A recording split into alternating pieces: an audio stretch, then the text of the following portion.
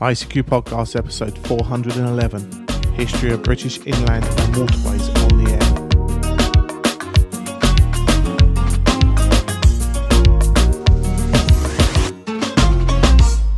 Well, hello fellow amateur radio enthusiasts, and welcome to this, our 411th episode of the ICQ Amateur Radio Podcast, supported this episode by our monthly and annual subscription donors. In this episode, we join Martin M1MRB, Chris Mike 0 Tango Charlie Hotel, Martin Mike 0 Sierra Golf Lima, Frank Kilo 4 Foxtrot Mike Hotel, Bill Whiskey Charlie 3 Bravo, and Leslie Golf 0 Charlie India Bravo to discuss latest amateur radio news. Myself, Colin M6BRY, rounds up the news in brief. In this episode, we feature the history of the British inland and waterways on the air. Well, as mentioned, your show today, episode number 411 of the always published on a fortnightly schedule ICQ podcast, is supported by monthly and subscription donors. We work a very simple logic of the value for value model. So if you find enjoyment and knowledge and just general fun and camaraderie from what you hear today, we ask you to turn that into a financial figure and visit ICQpodcast.com/donate, where so you can turn that figure into a donation to us, which helps us pay our way, keeps us advert free, and keeps producing the show for you. Right now, we're going to move on with today's episode as we join Martin, Chris, Martin, Frank, Bill, and Leslie to discuss and generate thoughts about the latest amateur radio news, including SDR Connect preview and Solar Eclipse party. As always, hope you enjoy. So, hi guys, and welcome to this episode's podcast. And tonight, it's podcast 411. We're about to do News Roundtable, but what a number, 411. Tonight, I'm joined by Mr. Chris Howard, M0TCH. Hi, Chris. Hi, Martin. So it's been 11 since the 400th episode. Blimey, that seems like last week. Doesn't time really fly along? It certainly does. I'm losing all track of the time. But then, I'm sure our next guest, Mr. Martin Rothwell, will tell me it's because of my age. You're just old. Yeah. Time does fun when you're having flies.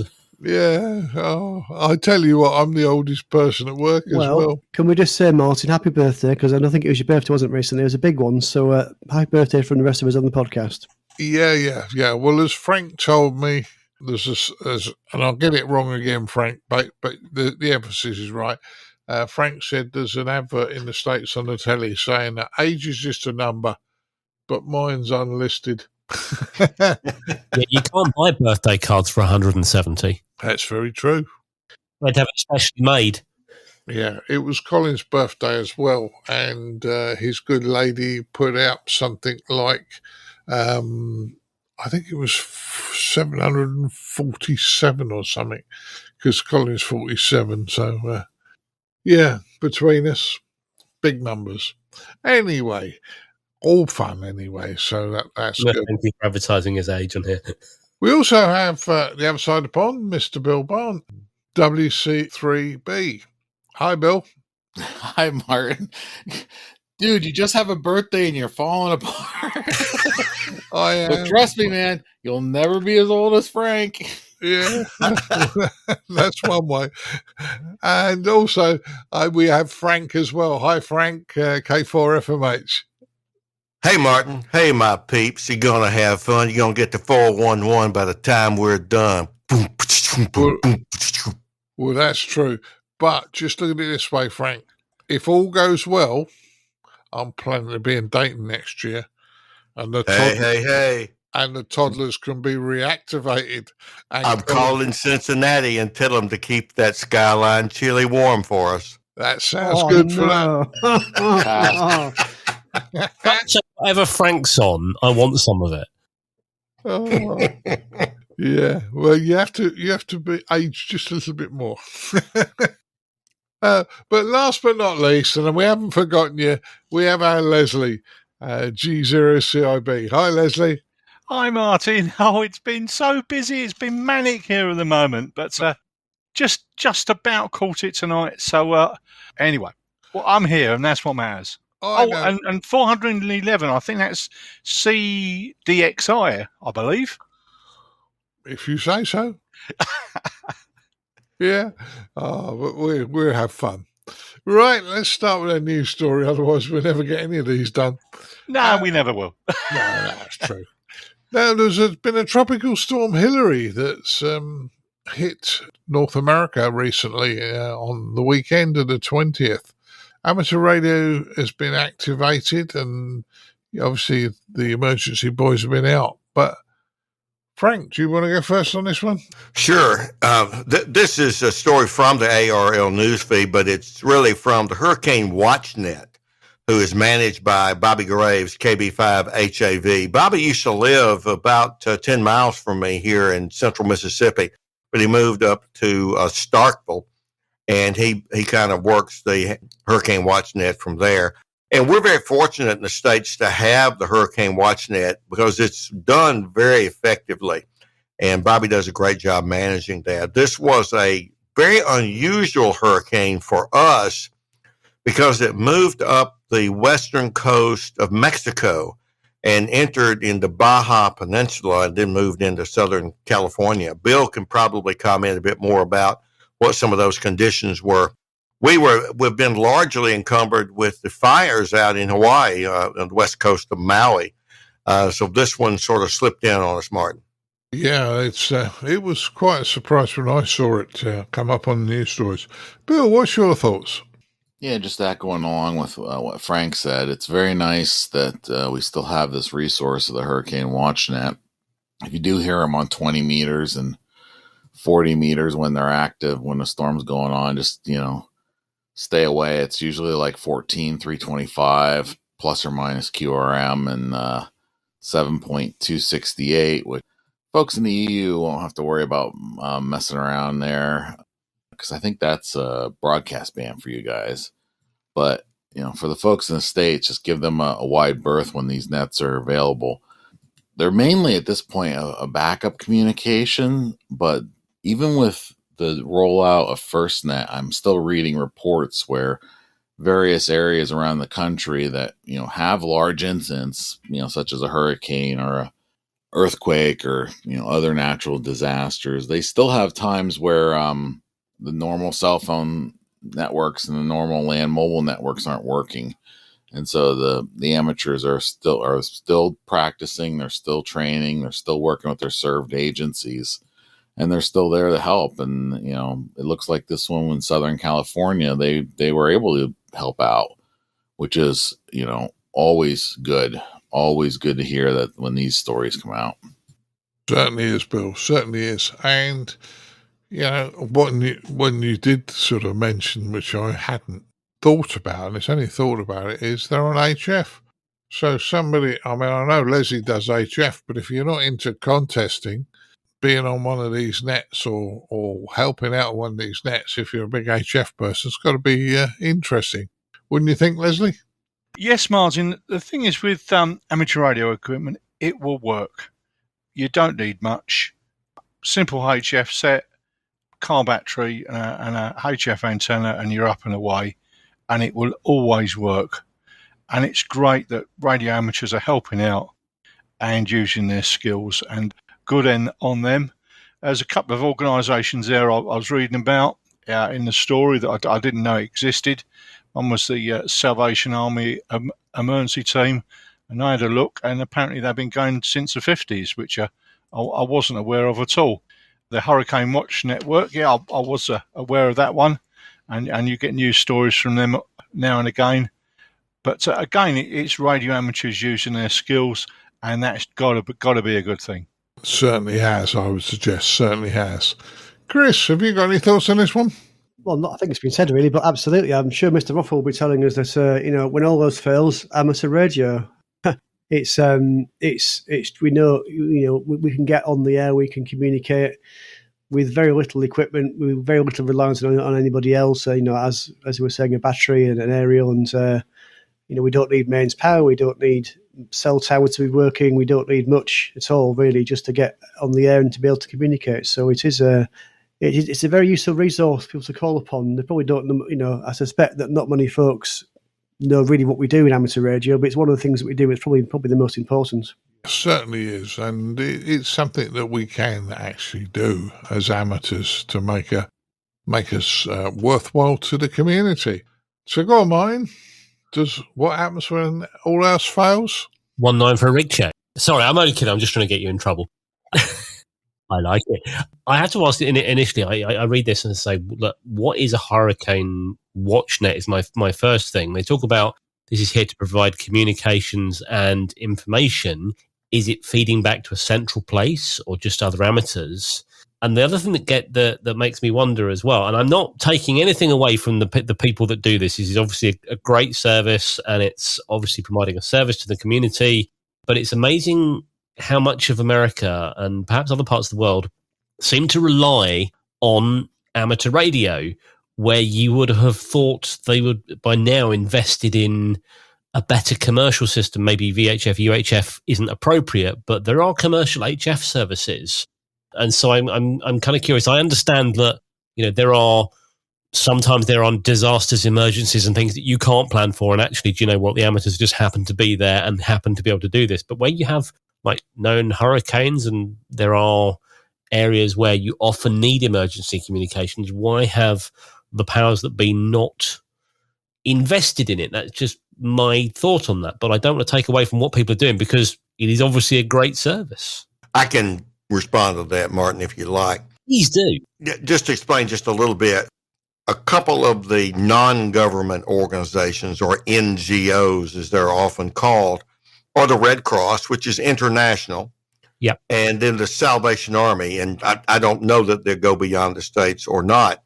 The Salvation Army Team Emergency Radio Network, or SATERN, used to be based here in Jackson, Mississippi, and Bill Feast was the Salvation Army colonel, I think his rank was, that managed that. And they have some very, and I could put another very on that, RVs that are fully outfitted for emergency communications with satellite internet and so on and so on. I had the pleasure of actually using one of those during a couple of field days. Bill has since retired and they have relocated the RV that was here somewhere else. The Red Cross has so many different units around the country, and I guess around the world. I'm ignorant about where they get outside the states. But the problem is there isn't one unified communication system. You have such disparate communication systems for different government units, and now you've got non-government units. And the U.S. is so large landmass-wise, and yet people aren't evenly spread out through the landmass. But you don't forget those where you've got small locations. So you may have a flood, out in the west in a mountainous area, and it requires a certain set of tools and techniques, if you will, to do rescue for that and to deliver aid. You may have something in Puerto Rico or in Hawaii where you've literally got to get boats there for heavy replacement material. You can fly some things there.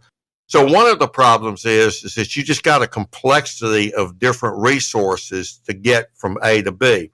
And yes, AT&T won the federal contract through Homeland Security for FirstNet.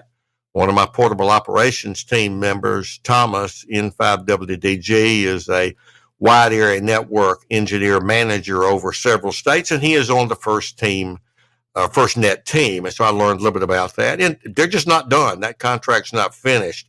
But they have developed a lot of products to get cellular traffic back up very quickly through their acronyms of COWS, Cell on Wheels, where they've got trucks, and now Colts, which are light truck with pneumatic towers that have sat dishes on the top. And so they get their satellite feeds and get things quicker. So the responses, to come back full circle, are much, much quicker than they used to be. Back when we had Hurricane Katrina, it was almost totally amateur radio operators that provided comms for days.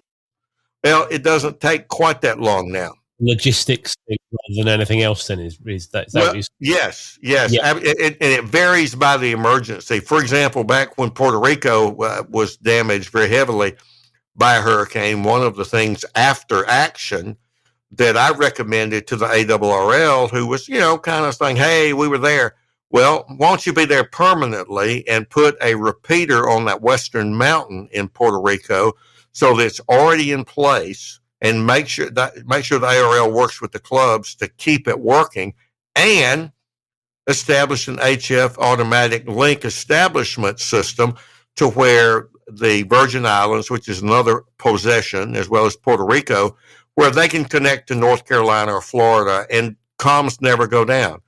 But Martin, you raised some great questions. I hope that's filled in maybe some of the blank areas. I think that was a perfect explanation there. So yes, thank you for that, Frank. I was going to say, I just want to add in one more point, because Frank got it right, but he skipped one important point.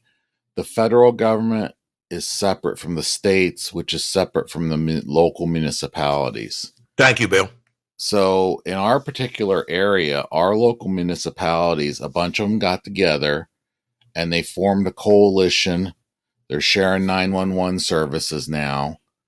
And all the fire companies, police departments, ambulance companies in this region, they signed a memorandum with the state to get on the state radio network that the state built, that's, from west all the way through the east, north, south, covers the entire state of Pennsylvania now. That actually is rare. Pennsylvania is one of the first ones to do this. So Pennsylvania has switched from 800 meg trunking system to a VHF-based trunking system for the state police. And they over-engineered the capacity based on that they were assuming that municipalities would want to get in on this. And so they're using P25 and all the other nice fancy acronyms. But it's the beginning of this. So what I'm hoping is going to occur as this becomes more successful, more municipalities are going to band together in the state, and they're going to join the system so that they're all on one radio system. And when a natural disaster occurs, this state system that we've already developed, they have portable systems already to roll out. When there's big events, like for instance, the president visited Scranton and Philadelphia last year, they were able to roll in excess capacity and all the radios worked. That was the first time that's happened in Pennsylvania history. So maybe as this spreads across the nation, if this concept really, grabs hold, eventually we won't have to have folks volunteer time to sit by the radio and give reports on the weather and the hurricane and hurricane damage. Because earlier you mentioned about, where these reports go. Most of them go to the National Weather Service and the National Hurricane Center. So they'll take the report on HF and they will submit it to there. Usually it's online, believe it or not, because usually the folks that are running the net controls are outside of the disaster area, so they have regular telecommunications. But those reports get reported upwards so that they get collected by the appropriate agencies in the federal government, so that the FEMA folks can get hit the ground running, basically. Do you know what? I've learned so much in the last couple of minutes. And it's like, just to say, like, the powers that be haven't got their act together, but the amateurs have. And I think that probably says it all there, doesn't it? I've been listening with interest as well, but it's really, really informative, Frank. Well, Bill filled in he was correct. I did miss that. And that connection between the federal, state, and local is an important one. And one of the big issues here is how quickly the Fed will declare a disaster, because that's a legal action. And, and there's that dance back and forth there. The one thing I will add, Bill, and you touched on it, is that our weather reporting is organized around how our National Weather Service organizes its zone.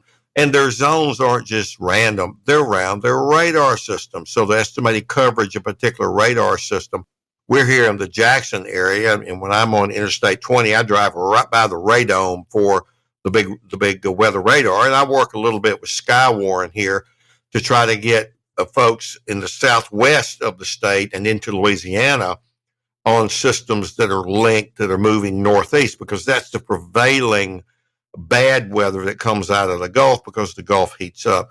So there's a lot of stuff that goes on, and because the U.S. is sort of so large, and you have small states like Rhode Island and big states, Pennsylvania's a big state, landmass-wise for sure, that it does get complicated. And yet, again, Martin, as you said, hams tend to be, without meaning this to be negative, we're the lowest common denominator in terms of we can communicate everywhere, and that's what we do. And so it a lot of times falls back to us to be the glue that connects some of this stuff together. It's getting better. It's just not where it should be, perhaps. Yeah, it's definitely better than it was when Maria went through, and it's better. Maria was better than when Katrina went through, and Katrina actually, believe it or not, was better than when 9/11 happened. So every major disaster, they come back and they get some lessons learned at both the state and federal and local levels,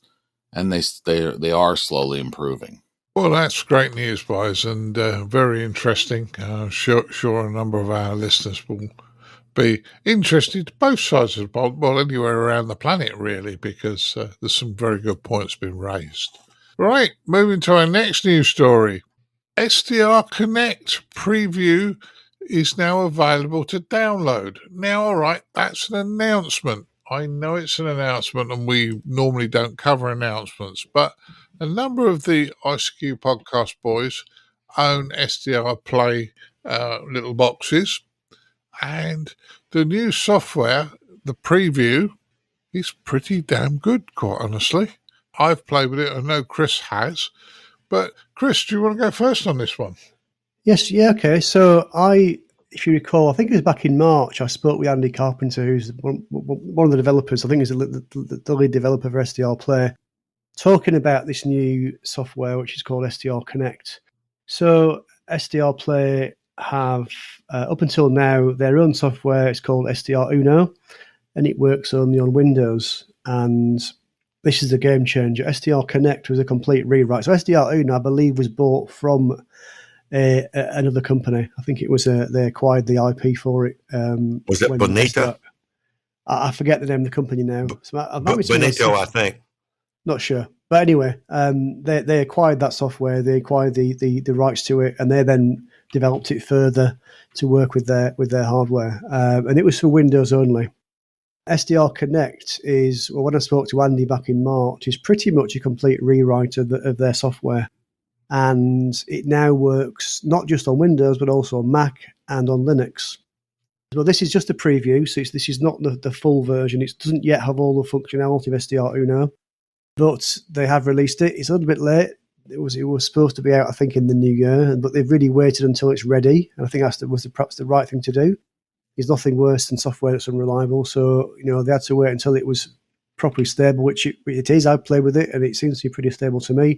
And so that's the main thing, is it works on different platforms, but also it also allows you to remotely connect as well. So you can have a device with the SDR Play, or the RSP, as it's known, the piece of hardware attached to it with the aerial on one computer, and then remotely from another computer. And that could be anywhere on the internet. You can remotely connect into it and then be able to operate that radio. So I have been playing with it for the last week or so since it came out. I have installed it onto a Raspberry Pi running Raspbian. Now, there is a caveat. It only works on 64-bit versions of operating systems. So I had to install the 64-bit version of a Raspbian, which is the Raspberry Pi Linux-based operating system. So I installed it on there, installed it pretty flawlessly, download it from the website and just run it, kind of run some scripts to install it. Works very well.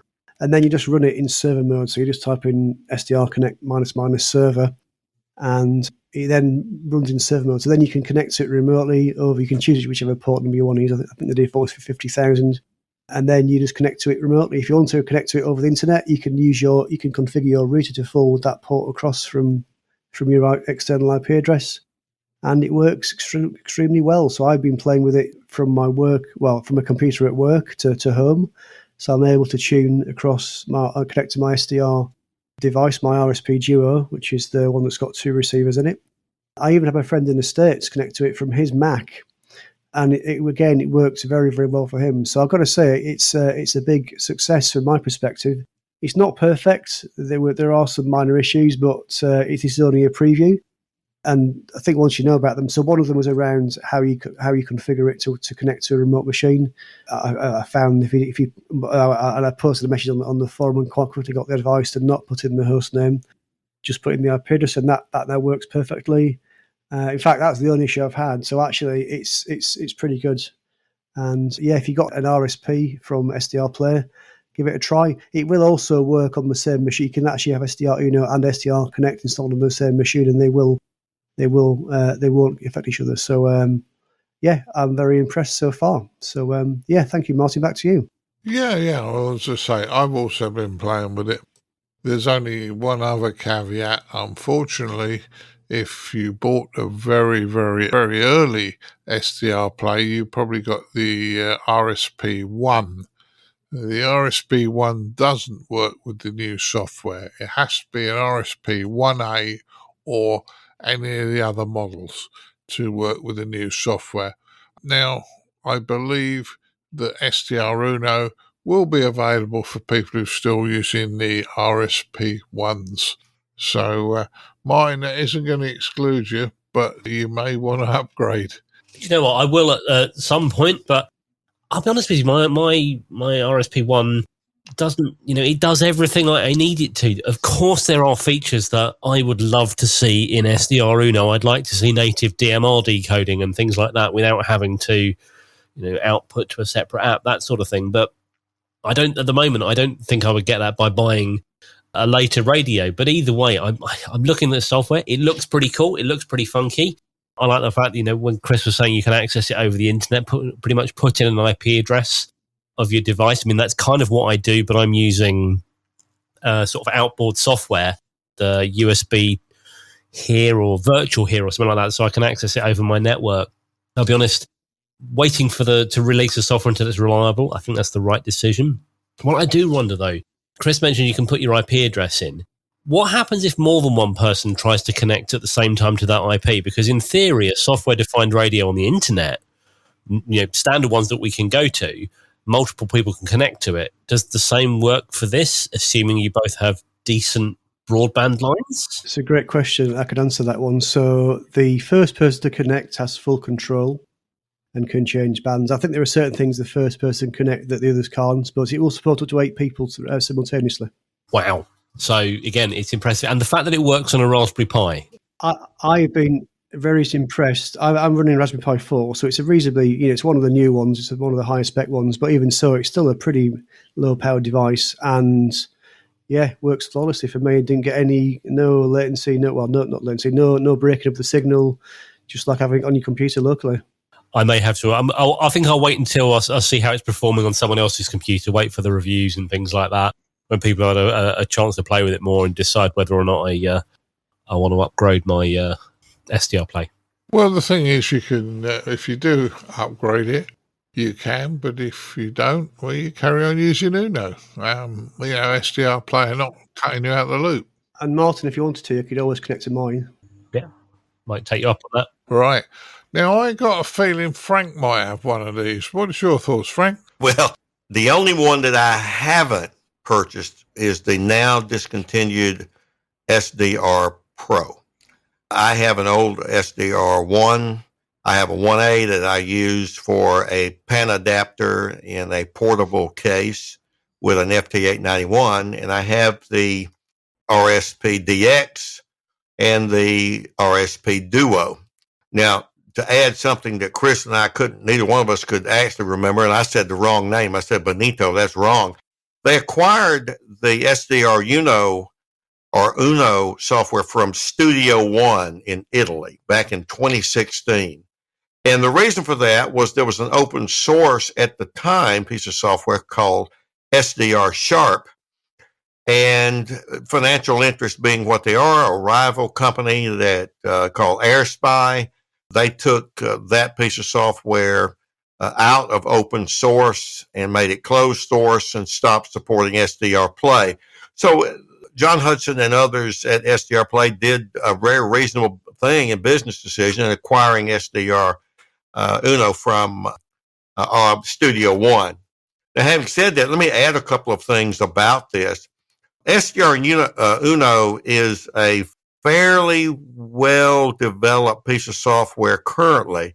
There's some good plugins. For instance, there's a plugin for DX Cluster. So while you're looking at the waterfall, all the spots will pop in. So you can just point and click and go to them. Problem is that any piece of software that you inherited has some foundational limitations, for lack of a better word, and there's only so far you can take it, especially if you want to go cross-platform. And the people at SDR Play have been committed to developing a new piece of software now called SDR Connect that would be cross-platform. And they've now waited and released that. I'll encourage our listeners to go back to a previous episode of the ICQ podcast where Chris interviewed a staff member from SDR Play about that development, and he hedged his bets. Good on him. Don't give a target date that you don't know you can keep. So now the preview version is out, and hopefully more people will begin to use it. I, for one, want to begin to use the RSP Duo for true diversity reception. It's one of only two. There may be some others, but they're not that popular. I'm just ignorant of them. SDR receivers out there, one by Anon and one which is much more expensive, and this one by SDR Play. John Fallows up in Canada has a YouTube and blog article about using the SDR Play RSP Duo with a two-tuner capability. So lots and lots of capacity here. It'll handle most of the major platforms.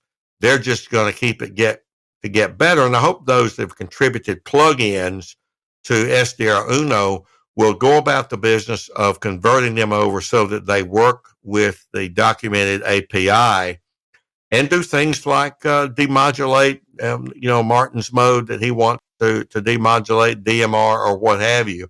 That will just add to the fun. So big fan over here, Martin. I think Mike Ladd of their staff, he lives in Florida. Mike Ladd does primary tech support and education. Bill, do you have an SDR Play? No, I don't. It's one of the things I have on my little list. Maybe for Dayton. I don't know.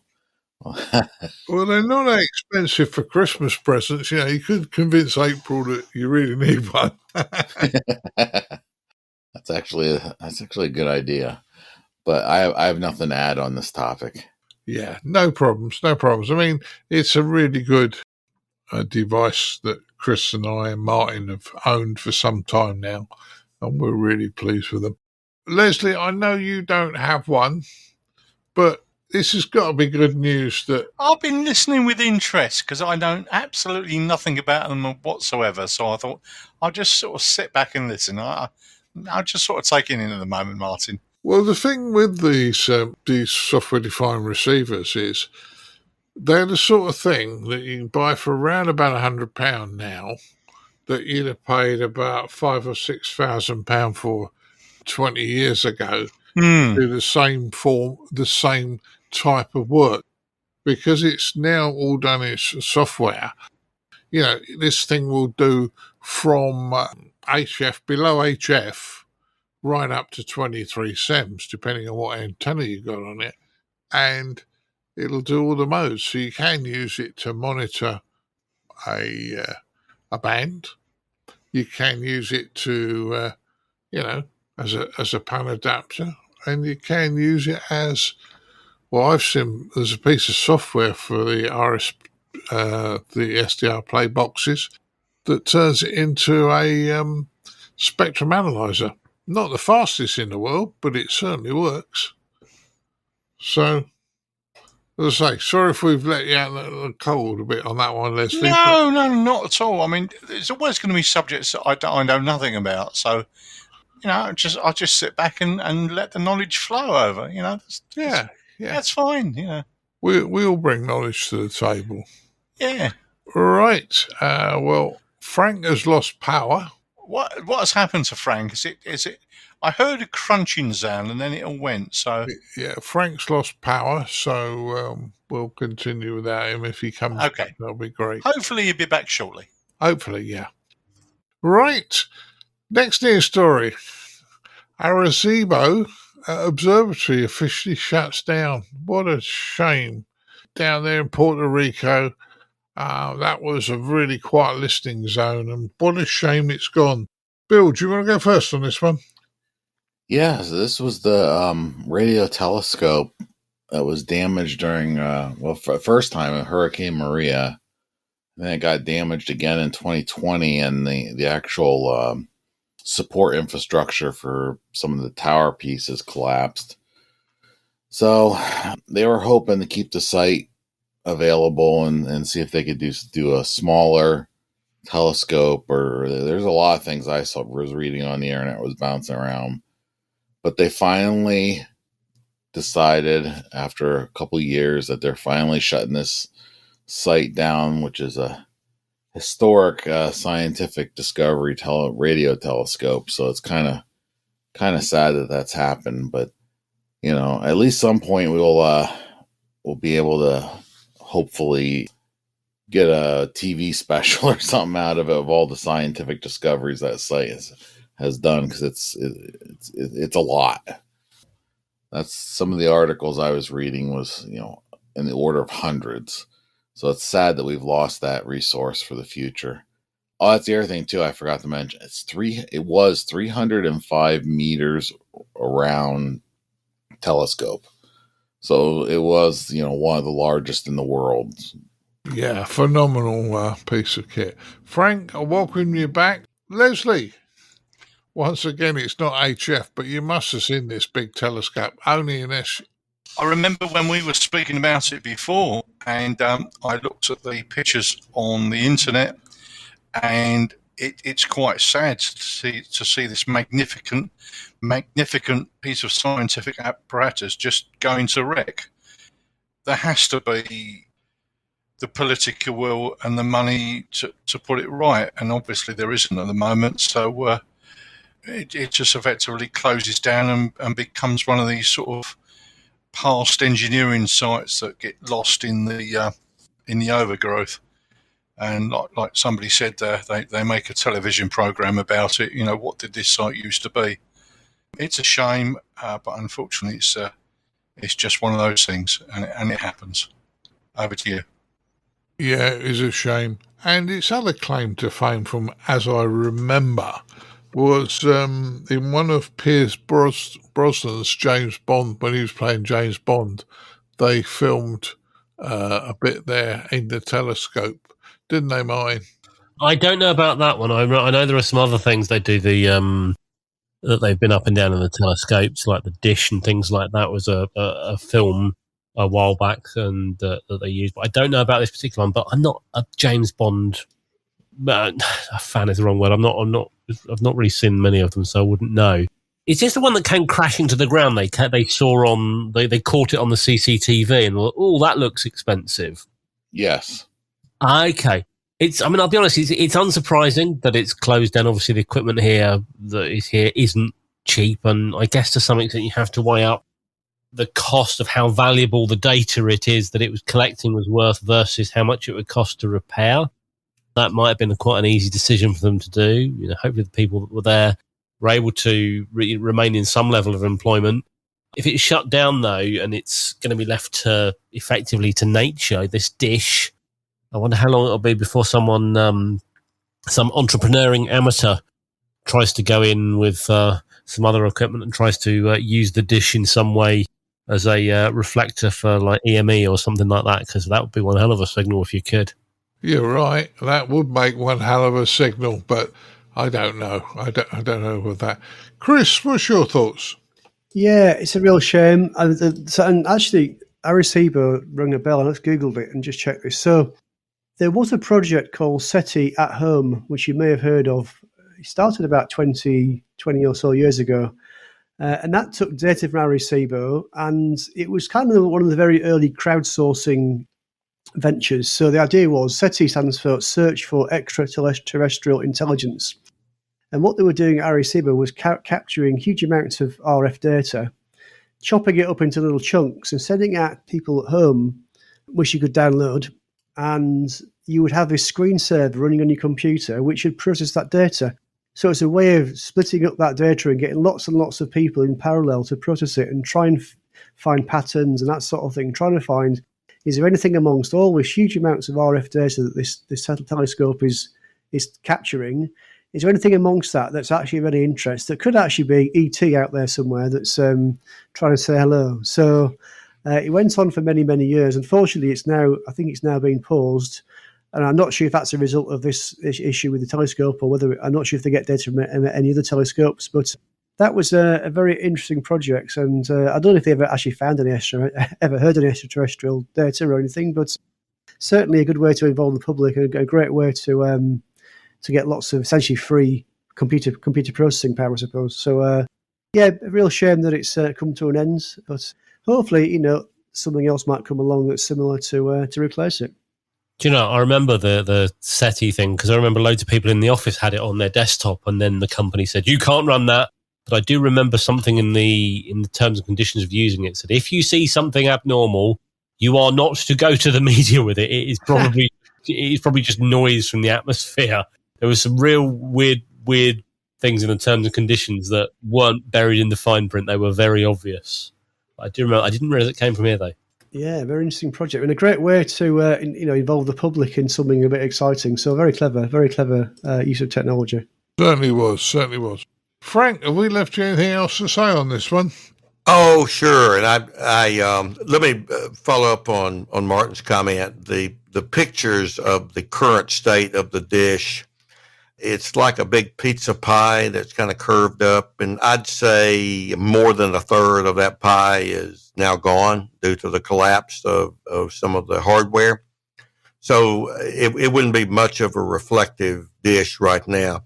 Let me weigh in on maybe the forces that led to the National Science Foundation's decision. And I'm guessing a bit, but I've served on NSF review panels. And there are a bunch of scientists who supposedly, according to their CV, know something about the topic of the grant proposals. And this is sort of one of the several major ones. And what happens is that the more you invest in something, the more centrifugal force in the political world of science to keep it going. I mean, we've invested this much. We can't, not redo it when things are going well. Well, you have competition with other science projects. We've got other things shooting probes at the sun, go on. And all of those are competitive. And that's why they call this a competitive grant program. Okay, the National Science Foundation and the National Institutes of Health supposedly are independent in their reviews, so people in Congress can't just put their finger on it. But in general, sometimes congressional delegations can sort of exercise their willpower, if you will, for getting the president's budget to give more money to an agency like NSF. The problem with Puerto Rico is that they don't have a member of Congress. They just have a commissioner who can speak but never vote on bills. So the NSF was putting about $7.5 million a year into Arecibo through the University of Central Florida. And that's the way many of these things work. They usually find a university or a company, as the case may be, to manage their funded laboratories. Right. Let's move on to the next one.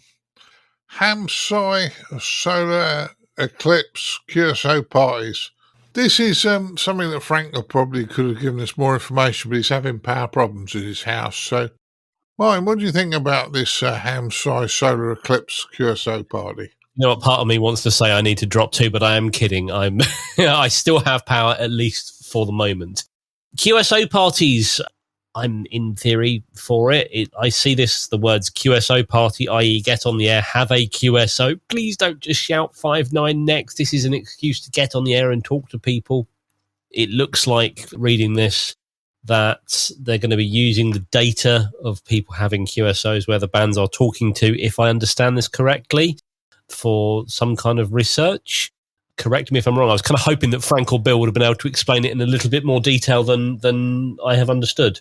Yeah, I think from what Frank was saying earlier, and I know he's a member of HamSCI, that by arranging a QSO party, which is not really a contest, but the propagation data which they will collect, and it's not just us amateurs, it'll be shortwave listeners And Frank said some medium wave radio stations will be involved, and they're trying to work out what the propagation is going to be like during a solar eclipse. So, there we go. So join with thousands of your fellow amateurs as part of the largest crowdsourced contest for ham radio scientific exploration ever. The ICQP is for learning more about how the ionosphere works. Use any mode, any band for all or part of each day. Participation can be from anywhere. You do not need to be in the path of the eclipse to contribute valuable data by participating. Do you know what? I'd have thought by now they would know how the ionosphere works, but it's an excuse to get on the air. It's an excuse to play with your toys and contribute to science. We were talking about SETI. Well, here's another way of contributing to science. well, you could say we would expect we know how it works. But remember, Frank was involved with a gentleman who told us about a different way of predicting the sunspot cycles and how good and when we were going to reach the peak. And everybody poo-hooed it at the time, but it's come true. So I apologise because I really should have looked the gentleman's name up, but we did have that. So that was a good one. Chris, what's your thoughts? Yeah, I mean, it's kind of, I suppose, being said, this is about, research, because an eclipse, and this is, by the way, is in America. So the eclipse is it's a North American event, 14th of October. So it's kind of a festival, but at the same time, it's also got some research behind it as well. So they're looking for volunteer amateur radio operators, sort of listeners, and also science researchers from multiple US universities. So it's the 14th of October and also the 8th of April next year as well, during those solar eclipses. So they are going to ask people to operate. I know, Martin, you and I operated once from HMS Belfast during a solar eclipse. I think it was a partial eclipse. And it went very quiet. And we couldn't work out whether it was because of the eclipse, whether everyone was just outside looking up at the sky. Because, of course, it could be scientific reasons around the ionosphere. It could just be that for social reasons, everyone's turned their radio off and gone to look up at the heavens, sort of thing. But this is about getting people to actually operate, and they're going to go and try and capture some useful information, which will hopefully, I mean, it's all right saying we know. I'm sure there's lots and lots of things we don't know about the ionosphere, and hopefully this might help to answer some of those questions. Yeah, I hope so, because all knowledge is good knowledge, and the more information we get, the better the picture we can assimilate. And hopefully also it's a bit of fun, hopefully, as well. Sorry. Oh, yeah, of course, a bit. It has to be fun, because we wouldn't do it otherwise, would we? Leslie, what's your thoughts? I was listening and chuckling to myself. If we knew exactly how it works, it wouldn't be fun anymore. And I've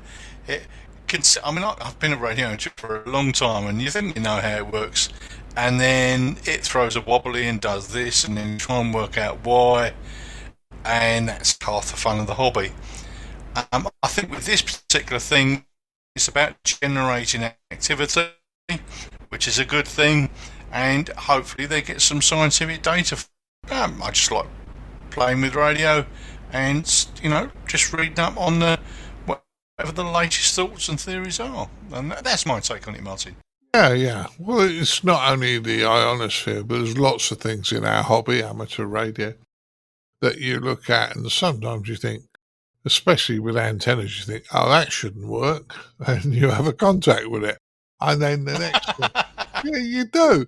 I mean, I remember having an 817 with a miracle whip running on battery, so I'd been running about 2.5 watts, and I was going to be the remote station for some Girl Guides that were doing some radio work, right?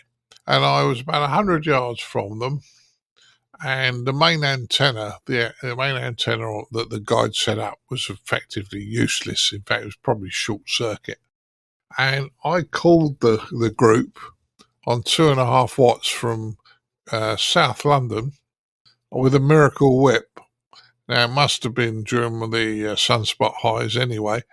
And this Italian came back and said, "Excuse me, this is my frequency. I'm talking to somebody on it." And you laugh, but there's lots of things about a hobby that. But it happens. It happens. Yeah. And that's the good thing about a hobby. It is educational and enjoyable and fun. Right, let's move to the last news story. And who am I going to give this one to? Well, there's a liquid metal battery to flow into the commercial market.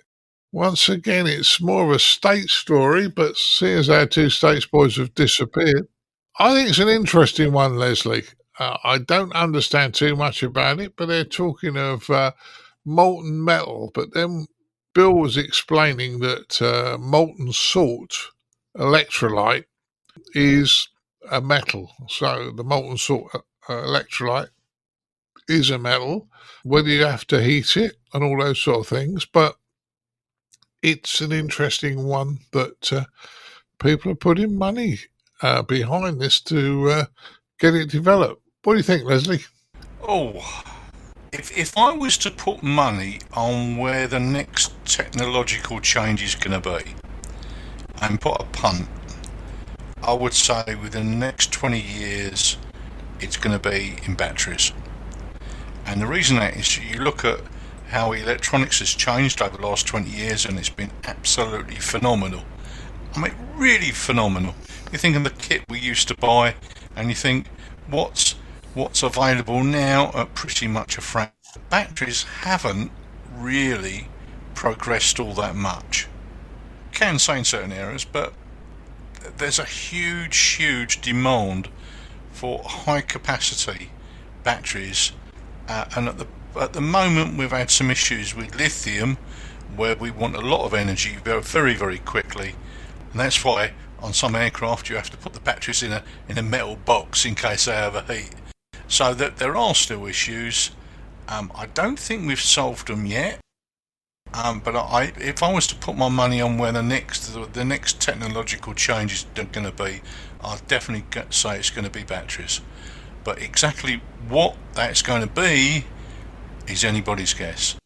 That's true, and this is just another technology. We've covered other technologies in the past. The people are trying to produce higher capacity batteries. But I think it's important to be open and give an unbiased view that there are more than one technology. Yeah, I mean, there's what's known as the Edison approach, where you have lots and lots of ideas, and lots of those ideas will fail. That's not a problem because once you find the right one, you're onto a winner, and it makes all the time that you spend on all the bits of the research that failed. It makes once you get that nugget that works and gives you what you want, and it will come. It will definitely come. Then it's all worthwhile. Yeah, certainly is, and I think that's good. So, Chris, what's your thoughts? We know the energy supply in the world is changing. So, we're currently using a lot of fossil fuels. You have vehicles that take, gasoline or petrol and diesel. We're starting to move towards electrical power. The world's starting to run out of oil. We've got climate change, which means that burning fossil fuels is no longer a good idea. So battery technology needs to improve, and this is certainly seems to be one of those. There's a huge race to find better battery technologies. There's a lot of investment in this area at the moment. I don't know much about the chemistry. It talks about liquid metal and talks about molten salt electrolyte or something. I've kind of seem to remember as a kid making a battery out of lemon and some bits of metal or something. So maybe it's to do with different chemicals together that produce energy. Obviously, this is on a much bigger scale than a lemon and some pieces of metal. I think it's copper, isn't it? Something you put into it. But this needs to be, this is about reducing the cost and increasing the amount of capacity that batteries can have, and that's what we need.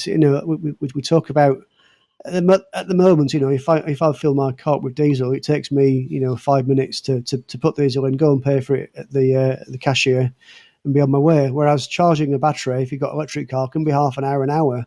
So there's lots of investment required and lots of investment going on at the moment into this sort of technology to improve, because we know that in the next 10 or so years, the world of fossil fuel vehicles are going to disappear, and not just vehicles, but lots of other things as well that use these energy. We're moving much more to an electricity-based systems than fossil fuels. So battery technology needs to improve, and this is obviously one of those areas where they're doing that. So hopefully this will be successful. And things will move on. Yeah, I think you're right, Chris. And the other thing is, I mean, in London, and I know I'm going to throw a hand grenade in the room, but we've got this ULED system where diesel cars over 6 years old can't drive without paying a premium, and some older petrol cars can't be used in London without paying a mega premium as well. But, battery technology, as you say, as we go more for battery cars, I think that because it is something that people will have to have, and it'll be in a bigger environment, that I think that these type of batteries will come on stream fairly quickly. What do you think, Mine? Do you know what?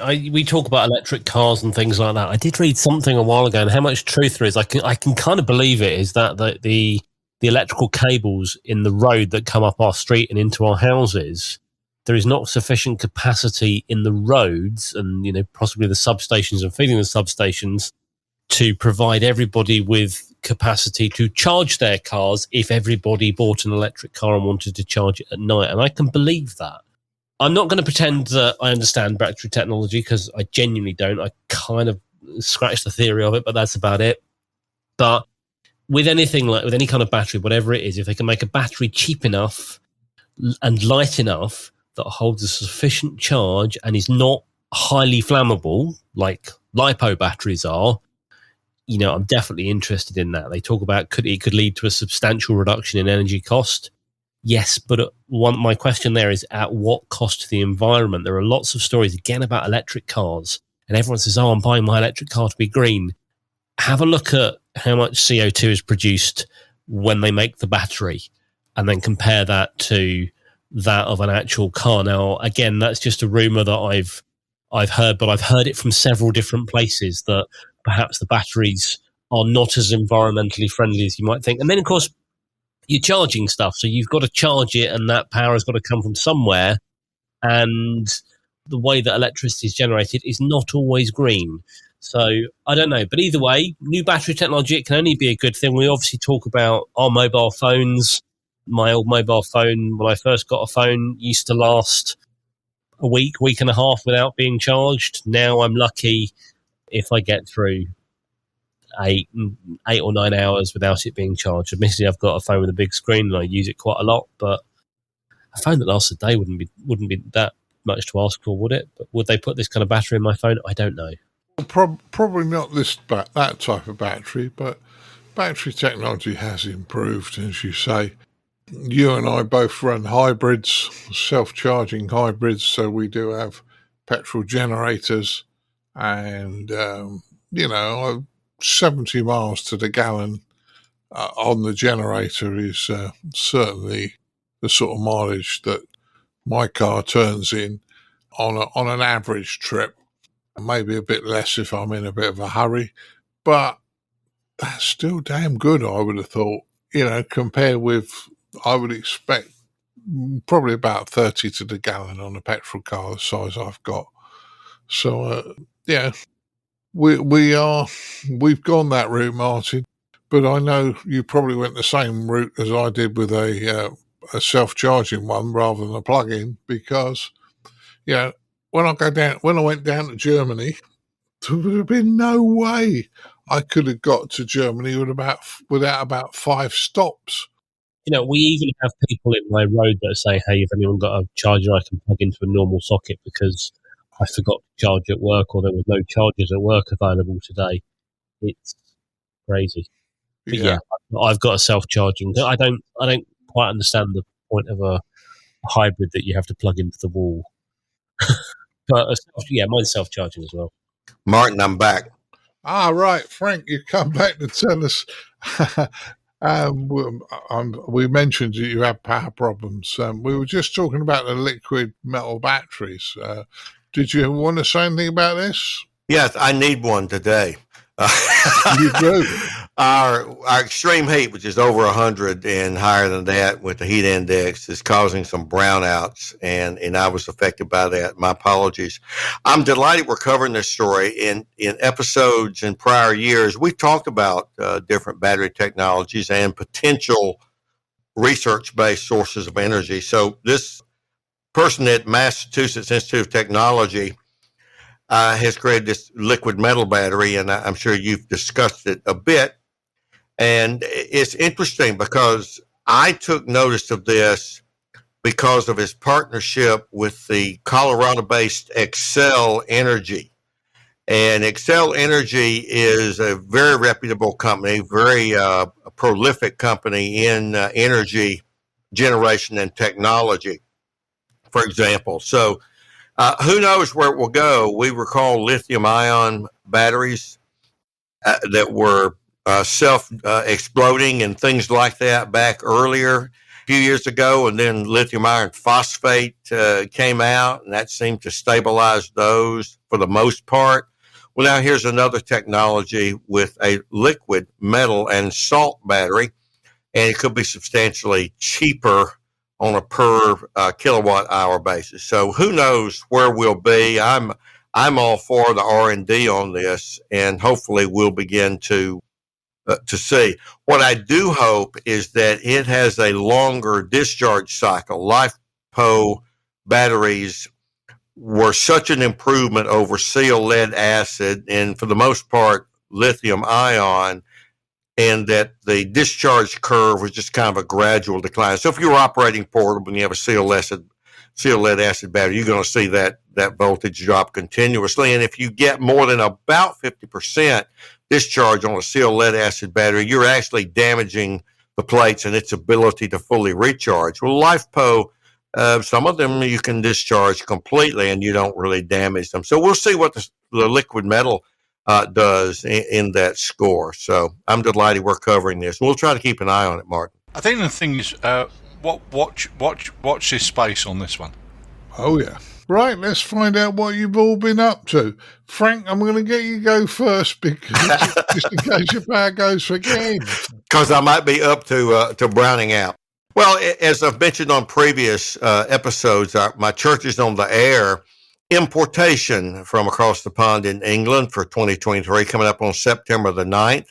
I've been working on preparations there, and I've had 6 hams contact me, and they're very interested in activating their church, and 2 of them are pastors who are also hams. And so hopefully we'll get more than just my church, Highlands Presbyterian Church here in Ridgeland, on there. But getting those things put together and trying to get a rig with a portable amplifier and some power there to handle that. Been working with the library system and the Jackson Amateur Radio Club and a partnership between a radio club and a library system. I've been promoting that. The ARL has adopted that officially to link clubs to libraries. And the Jackson Amateur Radio Club is preparing some grant proposals to try to buy 3D printers and help the library system expand maker spaces. And also, they'll begin some additional meetings at our libraries on Saturday morning. A few years ago, I had created an acronym called SMART, Saturday Morning Amateur Radio Time, and had created a logo, and a fellow ham had kind of implemented that for a couple of years, but it's been dormant for about 5 years. I think I will revive that SMART program where we'll have some meetings in the public libraries sponsored by the Jackson Amateur Radio Club. And maybe we'll activate a library with the libraries on the air thing. We'll see. I've been doing a good bit of organizational work there, Martin. But speaking of batteries, I've been finalizing 2 100 amp hour intelligent solar generator boxes for field use. Now, what that really means is I've got a 1,000 watt inverter and a small solar charger and big power pole ports that will be connected to a 100 amp hour LiFePO battery. And I've got 2 of them. And so that'll give us 200 amp hours and 2 separate batteries. Been finishing off my Gator case with an ICOM IC7300 and an Ameritron ALS 500M amp. Can put out up to about 500 watts, and a bandpass or 2 bandpass filter, because if you're going to put out power, you need to try to keep the harmonics and spurs out, and have a MFJ 994B automatic tuner unit that will handle 600 watts. And one of our favorite, Martin, you and I particularly like the products from BHI and their DSP speaker. And I'll try to activate that for the first time on September the 9th at our Chota activation. And we hope to work some folks on your side of the pond. And finally, I attended the Huntsville Ham Fest with Mike in 5 Delta uniform and got around and talked to some people and looked to see what was new and what was coming up here in the near term. Kenwood was not there, and we were very disappointed because the Huntsville Ham Fest is now the third most attended ham fest in the state. So I was a little disappointed there. I think the overall attendance was down, but there was a bright spot, Martin. There were more young people there. Now, there were some older blokes like me, but decidedly there were more young people there at the Huntsville Ham Fest. So, for the most part, Martin, that's what I've been up to. Well, you've done a lot more than me, Frank, but very, very interesting in what you've been up to. Leslie, you going to tell us what you've been up to? Well, I've been chock-a-block with other things, unfortunately, Martin. However, what's coming up very, very shortly is we've got the annual camp of the Silverthorne Radio Club. So I've been busy on that, sorting out all the kit and going through every bit to make sure it's working, because I hate being in the middle of a field and finding out stuff is not working when you think, well, why didn't we look at this? So that's one of the things I've been doing. So if you're listening on HF bands, active on HF during the weekend using call sign Golf 2 Ham Radio, Golf 2 Hotel Romeo, and we'll be coming from Essex. So if you do hear us on the band, we might even get up onto 2 meters, and certainly the local repeater OY. So if you do hear us, please give us a call. Over to you, Martin. Yeah. Well, congratulations on doing your camp. Every year I think I ought to come over, and this year I'm once again rammed with doing other things, but I will get over one year, Leslie, and come and see what's going on there, because I do enjoy getting out and about. But yeah, enjoy your camp. That's all I'm going to say on that one. Martin, what have you been up to? What have I been up to? I have been on the roof. I've put up another UHF folded dipole that I've had for many, many years. I've got there's just something about folded dipoles that I like. They work really, really well. So I've got another one of those up on the side of my house. Been playing with. I've been playing with some repeater hardware that I was given. Just trying to get that program. Not had much luck with it, but I think I'm sort of starting to get on top of it and get my head around the software. We mentioned the SDR plays earlier. Mine's permanently on. It's permanently connected on my network, so I log into it and can play with that.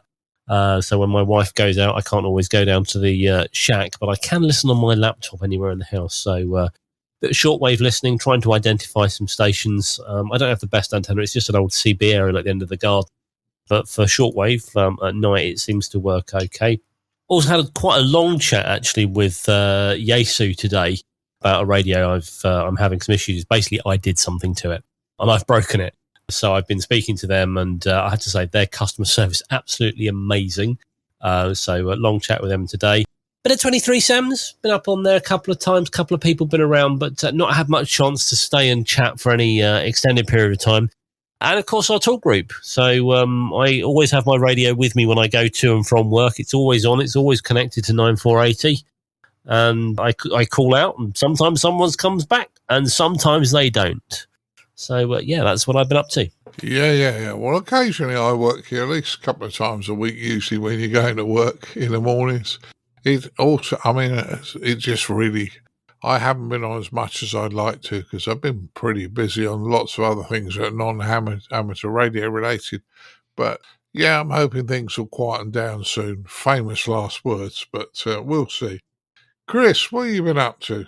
So, as well as the SDR Connect software I've been playing with, as I was saying earlier, not been up to, but more going to be up to. So, SSB Field Day is coming up, which is a contest that we do as a club every year. So, planning that's the first weekend in September, as it is every year. So currently doing some planning around that. We're actually going to be at a different location this year in a place near Guildford in the UK. So just doing some planning for that. And also, we had a great talk. I know you got a chat with her after this as the feature, I believe, this episode with Lindsay, talk about British Inland Waterways on the air. So we're actually going to put a station on, and this is when we go into that slightly weird time travel situation where we're recording this on a Wednesday. We'll have actually done the activation on Saturday, and this goes out on the Sunday. So unfortunately, folks, if you're listening to this on the day of release, you'll have missed us. However, as you'll hear on the feature shortly, the event is happening over the whole of the weekend right through to Monday. So you may not hear us, but you may hear some of the other stations that are on the air. So yeah, we're planning to get on the air from the River Thames or from next to the River Thames, put a station on Saturday afternoon, and hopefully make some contacts.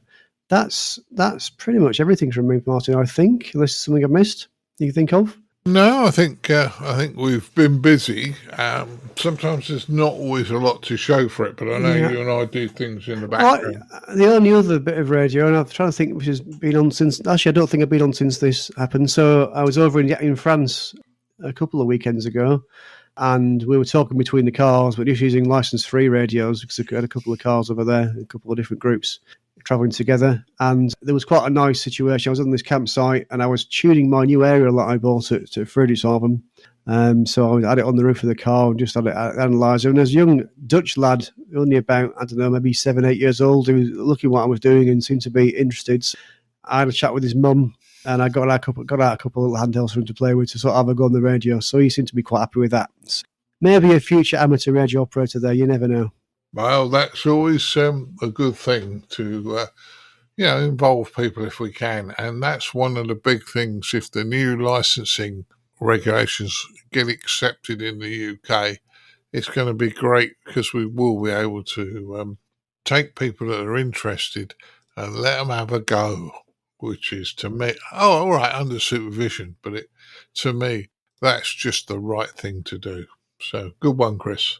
Right, what have I been up to? Well, okay, I was kind of saying that I wasn't going to the flight reel fielding. If I got up in the morning, it was raining. And I checked the weather forecast and it said the rain would have gone through by the time I got down there. Sure enough, it had. So I did drive all the way down to flight reel fielding. And it is in a field, and it wasn't flight refueling I was picking the fight with. It's any rally in a field. If it rains, it's just a miserable experience. So we had a good one. Mrs. B came along. She sold up some of my gear, and we had some chats with people, of which I've got to arrange some interviews. So there'll be some more coming from that.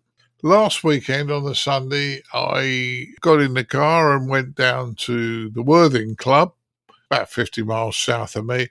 To the Worthing Club, they were activating Shoreham Lighthouse for lighthouse and lightships on the air.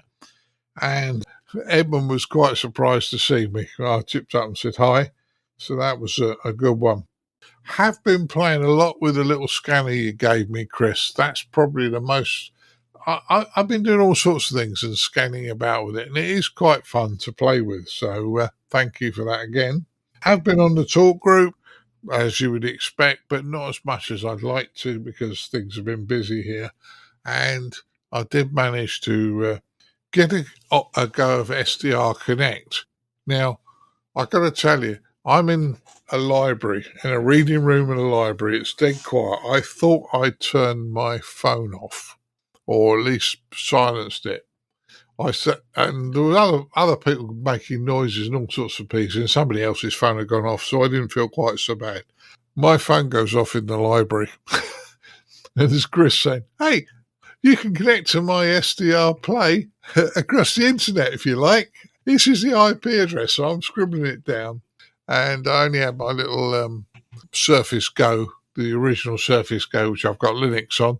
But I connected to Chris's server, his Raspberry Pi server with the SDR Play connected to it from the library, albeit with headphones on. So it was a bit of fun, Chris, and it did happen. But apart from that, not a lot else on the amateur radio side from me. So all's left now to do is to thank you all for joining me. and we'll continue with the rest of the podcast. I'd like to thank Mr. Chris Howard, M0TCH. Thank you, Martin. Thank you, guys. No problems. I'd like to thank Mr. Martin Rothwell, M0SGL. Been fun. See you next time. Yeah, see you next time. Mr. Frank Howell, K4FMH, who's been in and out, but not your fault because of the power, Frank. Yes, and if anyone listened to my silly rap intro, the 411 was actually meant episode 411. So good to be here, Mark. Yeah, great, Frank. No problem. And last but not least, Bill had to leave us. He was on a hard stop. Mr. Bill Barnes, WC3B. So great to have Bill along. And as I say, hopefully he'll make it longer next time. So all I'm going to say now, guys, is 73s. And we'll catch up with you again soon as I move to the next part of the podcast. 73. Yeah. 73. Cheerio, Martin. Keep your amateur ham radio podcast advert free by donating less than a length of coax. Visit www.ICQPodcast.com/donate now. For all the news, links and information, visit www.ICQPodcast.com. Now it's time to have a look at the news in brief from me, Colin M6BOY. Just a couple of news stories this week, and the IARU Region 1 will hold its next general conference on the 1st to the 4th of November in Zlatibor in Serbia. A wide range of papers and proposals are now available online, which will pop a link to this on the ICQ podcast webpage. Topics will include general reports, organisational and budget proposals, the new HF ban plan, VHF, UHF and SHF changes, and considerations of WRC 23. Other themes are likely to include things about strategic projects in progress, accommodating digital technology contests, EMC, and other spectrum matters. So, as I mentioned, we'll pop this on linked on the ICQ podcast webpage. Just to let you know, any comments should be forwarded in by the 12th of October if you wish to have any representation at that conference.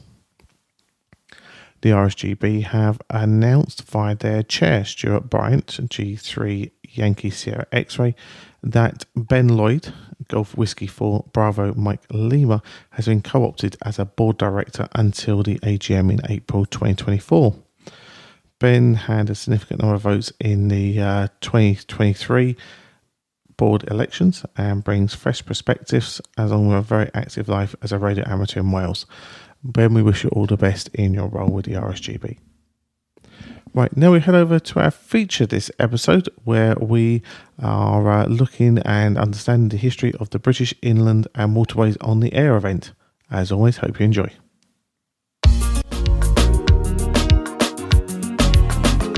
And now what you've all been waiting for, this episode's feature from the ICQ podcast.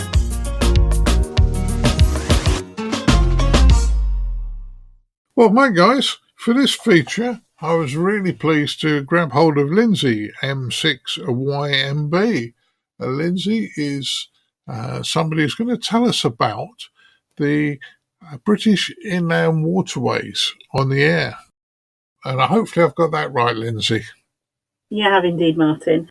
Yeah, so obviously you and I met on the Sutton and Cheam meeting the other evening, and it was lovely to see you there. Nice to put a face to the voice, and as well as meeting everybody else.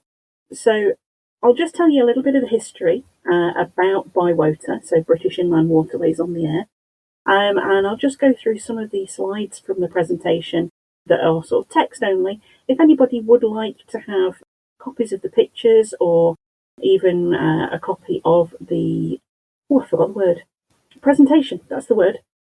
I'm not an idiot, really. So yeah, if anybody'd like a copy of the presentation, either presenting to them or anything like that, just get in touch via our Facebook page. So in the beginning, for BIWOTA, the beginning of BIWOTA was in 2010, and a chap by the name of John Rogers, who was M0JAV, he was a gentleman with a boat and an amateur radio. He loved to go out on that boat, and one of his favourite pastimes was having a good old chat on the radio. So he decided that he'd combine the two and start the British Inland Waterways on the Air event.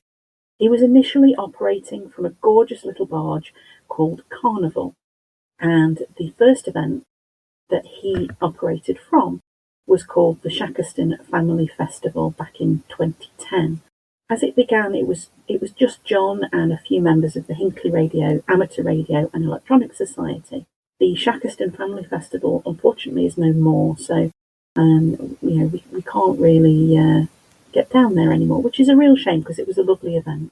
And there were a lot of people involved in that event on the very first one. So it did seem to be quite popular, and the calls came through and interest grew. So John decided to register it as a special event station with the RSGB. At this time, John was also involved with the RSGB and had this classified as a special interest group as well. The first few events were based on different event dates through the year, usually bank holidays, but from 2016, the event finally settled to being on the August bank holiday weekend. 2012 saw the very first official BIWOTA event take place, and John and Carnival operated from the IWA Festival in Burton-on-Trent. In that first official year, there were more than 30 locations registered to be operated from, and at least 19 of those registered stations were narrowboat.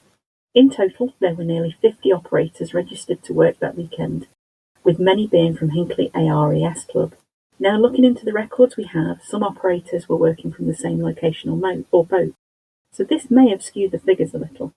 But 2012 had some fantastic locations that were operated from, including the River Medway, the Ashby Canal, the Caledonia Canal, Tarleton Lock on the Leeds and Liverpool, Loch Lomond, and even the River Ouse.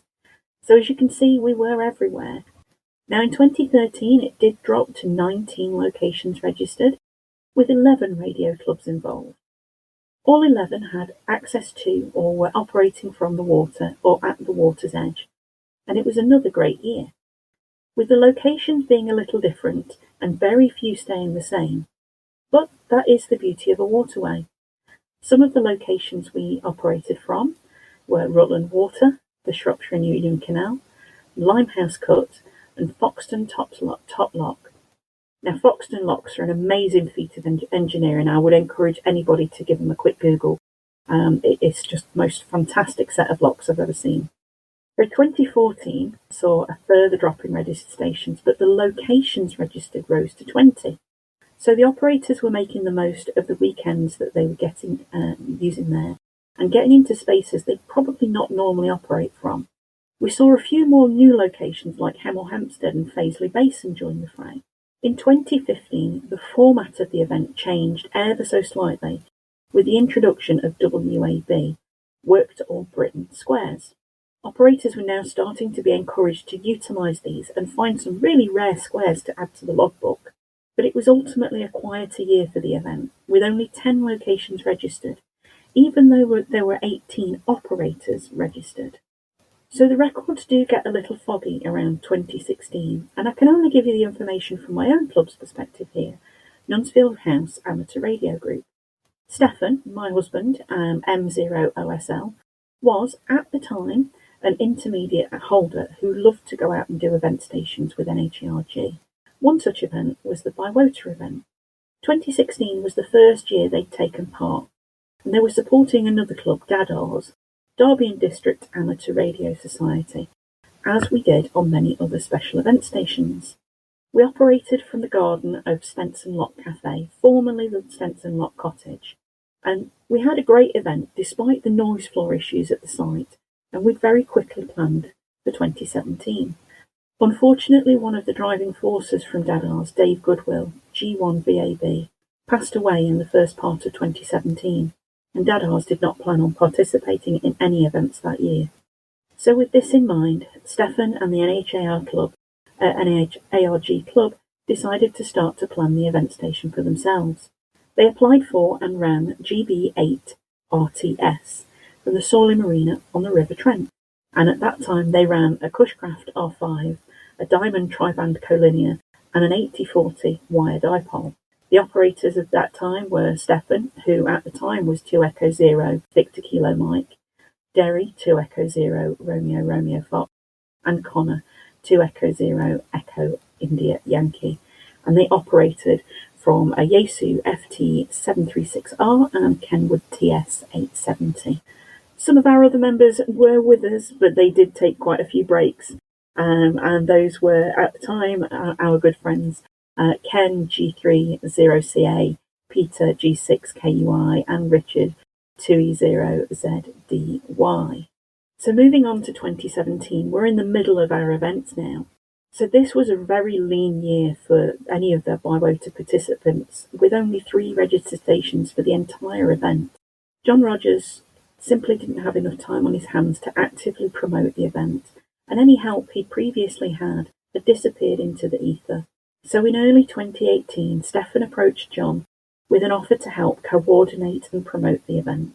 Thankfully, John agreed to the help, and Stefan became officially part of the BIWOTA team. The 2018 event finished out with 9 registered stations, one of which was the NHARG station, GB5 RTF. They still had issues with the noise floor from the location, and for 2019 they moved to the Ashby Canal and operated from the Moira Furnace Museum, and there were no issues there. 2018 saw registered stations from the River Hamble in Southampton to the shores of Loch Ness in Northern Ireland and a few sites in the Midlands. So moving on to 2019, there were 12 registered stations, including NHARG, who operated from the gorgeous Moira Furnace Museum. The antenna sits atop the furnace and the operators sit in a marquee at the bottom. It's really important to note that this is a scheduled ancient monument, so to operate from here is a huge privilege. And again, just as with Foxton Lock, I really would encourage the listeners to go and have a look on the Moira Furnace website. There's a fantastic little aerial view there, so you can see exactly where we'd normally be. Moving forward now to 2020, the year that never was. As we were all locked down and unable to go anywhere, the event faltered and we were devastated. We'd just started to get the numbers back up again, and here came a pandemic. 2021 was a washout too, with only a single station registered. We felt so sorry for the chap, we really did. During 2022, Stefan approached John again to ask if he would like our help to get the event moving again. And once again, he gladly agreed. So for a few months, Stefan emailed and called everyone on the circuit, from podcasts, including this one, social media, news feeds, and of course the RSGB website itself. And the event was back. Now, Stefan and NHARG had not actually planned to run an event station that year, as we personally had a few family and health issues. But unfortunately, John was also unable to operate from Carnival. Where he'd normally moor up, there was a collapsed wall on the Chesterfield Canal, and it restricted access through the canal for many, many months. It even interrupted the filming of a TV series called Canal Boat Diaries, on which you can see many of the locations that some of our previous operators have activated from. So that meant with just a few weeks to go before the event, we had to find a new location with suitable facilities. So Stefan had looked all over the local area, so Derby, Derbyshire, surrounding area, to try and find somewhere that would be able to accommodate us. He tried water parks, marina sites, pubs next to the water, etc., and no one seemingly had any space for a marquee, 2 cars, and a rather long trap dipole. So at this point, Stefan asked me to look for a venue and see if I got any better luck. Within the day, I'd found the seemingly perfect venue, right on the edge of the River Derwent.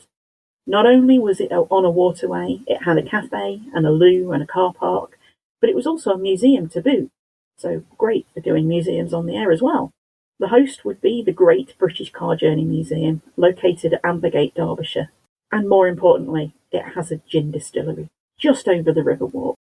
If anyone wants to take a tour of the museum online, Google Mike Brewer, and his YouTube channel has put together a great little preview of that.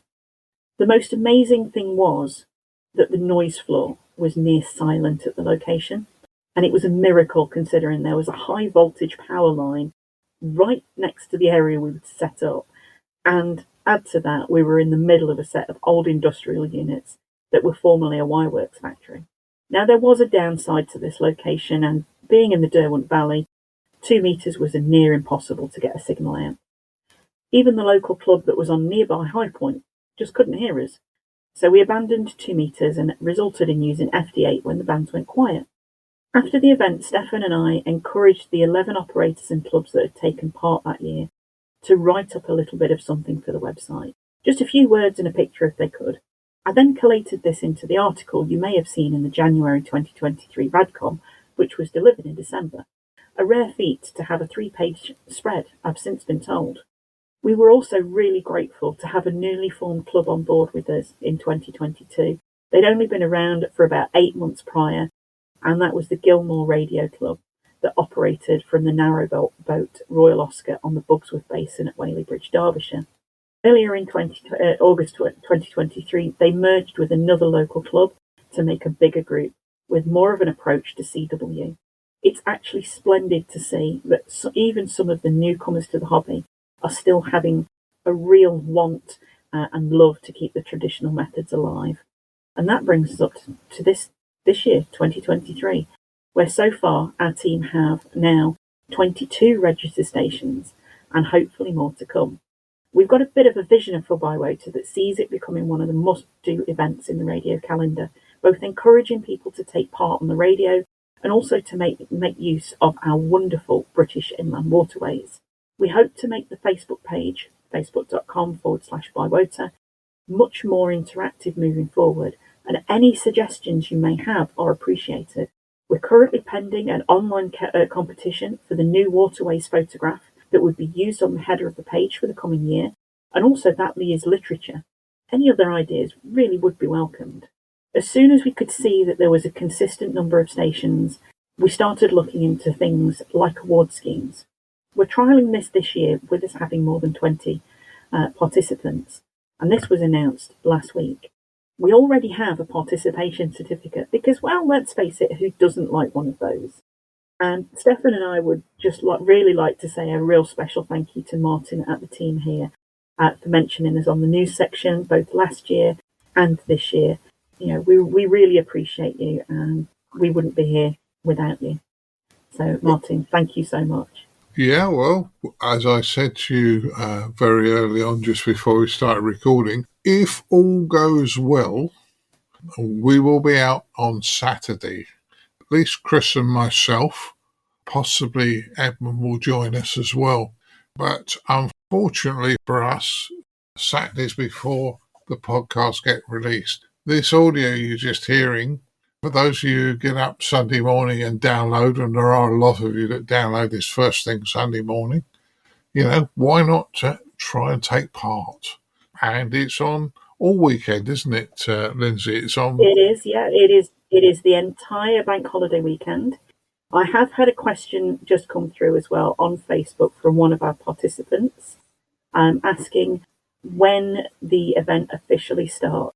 We start from midnight on the Friday night and we run right the way through to midnight on the Monday night, Tuesday morning. So you've got 3 days in which to try and get your award, 3 days for all of your contacts. And yeah, I really hope that a few more people will join us, and we will take registrations right the way through. We've got access to all the emails while we're on the fly. So it's not a problem if you decide that on the Sunday that you want to register for half a day Sunday and some of the Monday. Come and give us a shout. We'll get you registered, not a problem. Yeah, I think it sounds great fun. I don't get out and operate as much as I'd like to. This is actually a mega busy week for me, as you all know, because it's a podcast record week. Indeed. But I want to be out doing this with Chris at the weekend. So I think the only day we could make was the Saturday, which is before we release the podcast. But what I'm going to say is, for future years, make sure you keep me informed about 4 weeks before you're going to do it. Oh, we will. Don't you worry. Oh, yeah, we'll make sure we get you publicised for that one, because the ICQ podcast, and a little bit from us, but we are for amateurs, by amateurs. Yeah, so it's all about promoting our hobby, and this is a great event. And the more people take part, we can have a bit of fun and have a chat. Exactly. And just enjoy ourselves. Exactly. Now, I mean, this year I won't be operating myself, unfortunately. I have that dreaded thing called the day job on both the Saturday and the Monday, and then I have a craft event that I have already subscribed myself to for the Sunday at the Moira Museum, which is incidentally where NHARG are going to be operating from.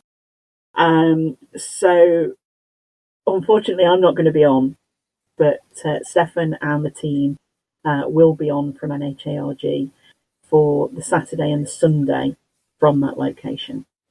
Whether we have got anybody that is able to operate on the Monday, not too sure yet. But yeah, it does seem to be really picking up this year, which is fantastic to see. And I know that our John Rogers, he's not going to be able to operate this year from Carnival. He's got a member of family that's fallen ill, so he needs to go and take care of them. So, just like to put it out there that, we're wishing him and his family all the very best for anything that may come. And not to worry, we are looking after everything for him. And hopefully, moving it forward, ready for 2024. So yeah. Well, I'd say to John, hope your family member gets better soon. But more importantly, family come first. Amateur radio's a hobby. Family come first. Don't beat yourself up. You can always be amateur another time. And yeah, we don't have a boat at the ICQ podcast. I don't think any of us own a boat. So, but that doesn't exclude us, because no, it doesn't. We're going to sit by a waterway. We're going to sit by the River Thames, and we're going to take part in this event. So, yes, it would be lovely to have a narrowboat, and maybe another year we might even hire one. But don't be put off, guys.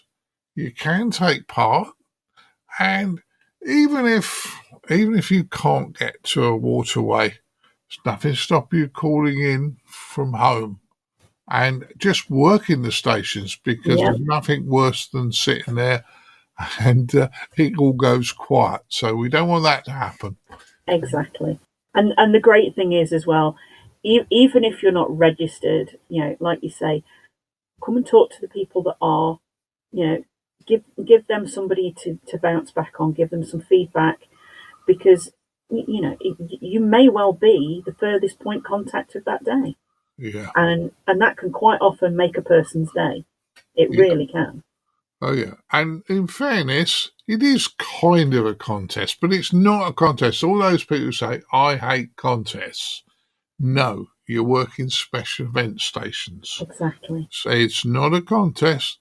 Yes, it'd be great if you get 5 million calls in your log, but it ain't going to happen. No. But it should be a fun event. Exactly. I've never been one of these, one of the one and done operators. Never have been, never will be. As you've probably gathered, I can talk for England. But I like to be able to, at least say, hello, how's things over at your end? What's the weather like? Is everything going okay? What sort of setup you're running? All that sort of thing. And it's just nice to know. And obviously, everybody's got different login software, but I mean, we do tend to log, where people are, and if they've let us know what equipment they're running, great. We'll note that down and just make a note and see if we can remember for the next time where these people are and what they're doing, and if they've mentioned something specific, we go, oh yeah, and how's the family? Even if it's 2 years on. Yeah, it's fun. It should be fun. If it's not fun, we don't do it. So this sounds like a fun event, in fairness. So, Lindsay, before I close this interview up, would you like to tell people where they can find you, websites and things like that? I can indeed. So if you would like to go to the NHARG website, which let me just double check the link on that so I don't send you somewhere else, because that would just be dreadful. So it is NHARG, so that's November Hotel Alpha Romeo Golf.org.uk, And if you click on the three little lines at the top right-hand corner, you'll see one on there that says About BIWOTA. And if you click into there, that will give you all of the information on how to get your details into the event, who is already going to be operating and where they're operating from. So, for example, we are at the Moira Furnace, which is actually the home base for another radio club, which is the South Derbyshire and Ashby Wolds Amateur Radio Club.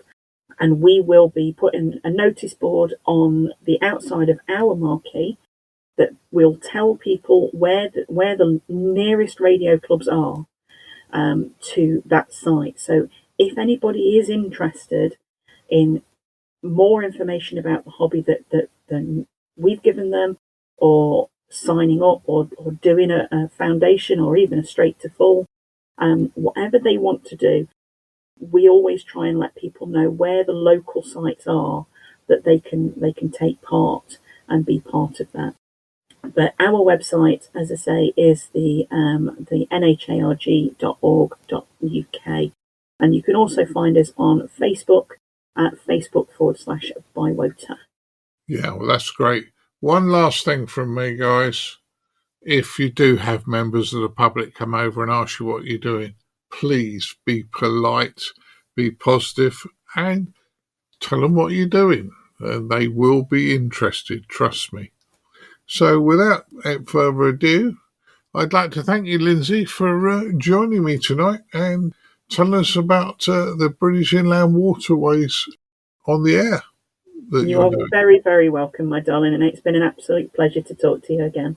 That's great. Well, I'll say 73s, and thank you very much.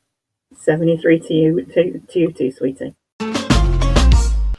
Well, hopefully listeners who download the show ASAP will be able to take part in the Waters and Inland on the air event, and it's great to hear a history of the event that's taking place this weekend.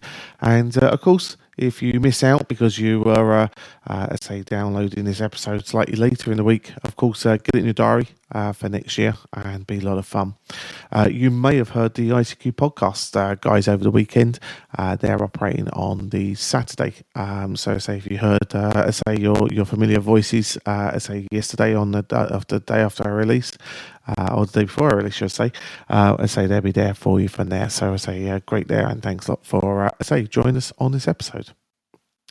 Right, we'll feedback this episode, and we start off with our trip down to the field day down at the Willsborough Windmill Field Day. And Nick Hill got in touch and said, nice to meet up with the guys there. Always great when you put a face to a voice, and yours is a voice, he says, Dad. Heard many times on the ICQ podcast. Thanks also for your encouragement and support to my new licensed partner, Kate, Mike 7 Foxtrot Yankee Foxtrot. She's yet to put it on microphone, but I'm sure it's only a matter of time.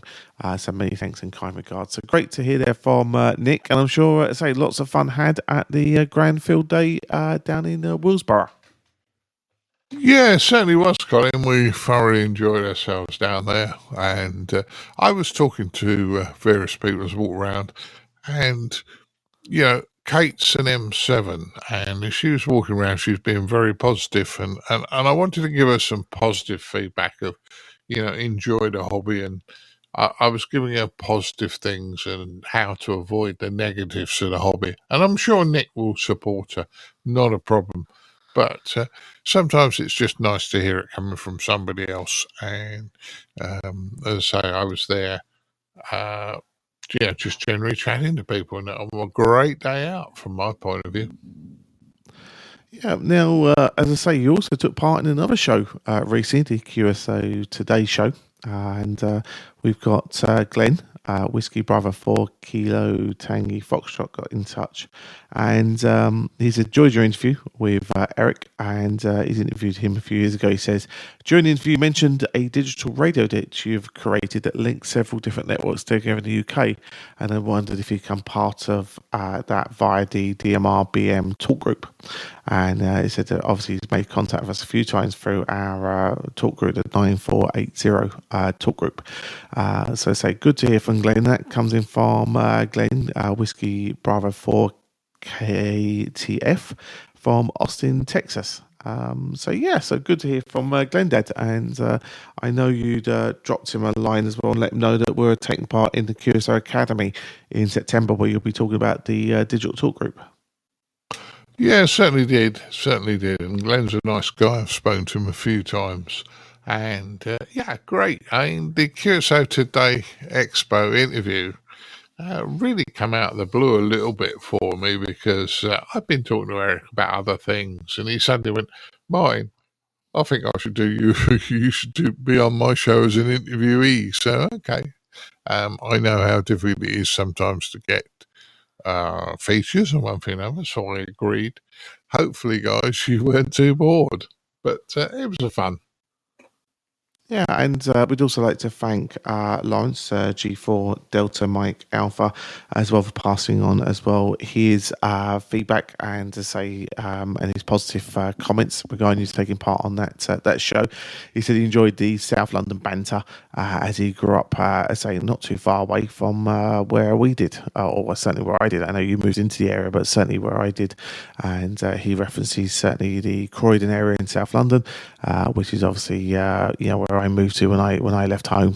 So it shows the small world of it all, and so he passed on his best wishes to everybody as well. So thanks a lot, Lawrence, for getting involved. Well, as you guys know, we're working with the guys at WRTC 2026, which is taking place in the southeast of England. And as I say, we've got a spot of news here, Dad, from the guys from WRTC. Yeah, we certainly have. You need to keep an eye out on what's going on. We'll put this up on our website, but the WRTC 2026 organising committee is very pleased to announce the selection criteria for entrance. So you now know what you have to do to get involved.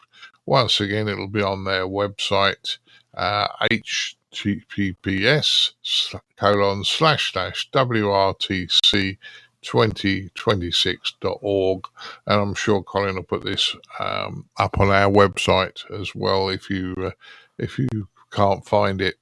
I'm sure you will. But things are happening over at WRTC 2026, but still time for our Mark Haynes to have a holiday, and I emailed him yesterday only to find he's in Turkey. So if he can escape from the family, you might actually work him in Turkey over the next week or so. So back to you, Colin. Yeah, not a bad place to be. I say it was many years ago I was in Turkey, but remember it fondly, Mark. So enjoy the holiday with the family. Now, of course, we'd like to thank our donors, our monthly and annual subscription donors, who help us out in terms of their very kind, donations, help us pay our way and keep your ICQ podcast advert free. Don't let everyone else pick up the slack. Make sure you get involved. Think of that cup of coffee you could drop and send our way every month, which would be fantastic. And give us a wonderful base to continue to improve your ICQ podcast and continue to help us pay our hosting fees, etc. Everything's going up. I'm sure you appreciate it at the moment. And as I say, I'm sure you would like to do your bit to help us out, because we all work on this together and it'll keep on improving nicely. So always think of us. Easy way of doing things. We ask you to do what's called the value for value model. So we'd like you to think about the value you got from the ICQ podcast, turn it into a financial amount, and then you go to icqpodcast.com/donate. We've got some options there for you. You can choose one of your own, and as they send that, find level of value our way, and we really do appreciate you doing that. So thanks for thinking of us, and so many thanks to our monthly and subscription donors, for being the kind, supporters of this episode of the ICQ podcast. We'd also like to thank Chris Howard, Mike 0 Tango Charlie Hotel, Martin Rothwell, Mike 0 Sierra Golf Lima, Frank Howell, K4FMH, Bill Barnes, Whiskey Charlie 3 Bravo, and Leslie Golf 0 Charlie India Bravo for taking part in the news roundtable. So many thanks, guys, for taking part from there. Right, that just about wraps up episode 411 of your ICQ podcast. Of course, we have a very special job to do, and we were doing this slightly differently last episode because I was travelling. So I really hope you didn't forget to look after Mrs. B while I was travelling, because I didn't remind you about making her a cup of tea and getting her a biscuit. And I hope you've got something for this week as well. Yeah, we certainly looked after Mrs. B last week. It wasn't a problem at all, honest. And in a minute, I'm going to make her a nice cup of tea, find that chocolate biscuit. And guys, as Colin says, the ICQ podcast never stops. You know, we've now about to release 411 on Sunday morning.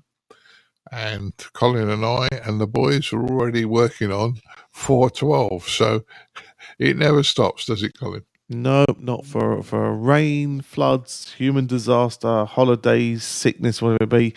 As I say, I think we are the longest running, regularly produced amateur radio podcast. So as I say, guys, we've never missed a release on a fortnight, and as I say, that's with extra ones as well. So as I say, your support really does help us to continue that fine tradition. And as I say, we would, love your support and continued feedback, etc., for allow us to continue. So as I say, really do consider us from there. Right, well, so most importantly now is cup of tea time for Mrs. B. So I'm going to let you go off and do that. And as I say, catch you and all our listeners in a fortnight's time. Yeah, 73, guys. Yeah, 73s. I'll catch you soon. Bye bye.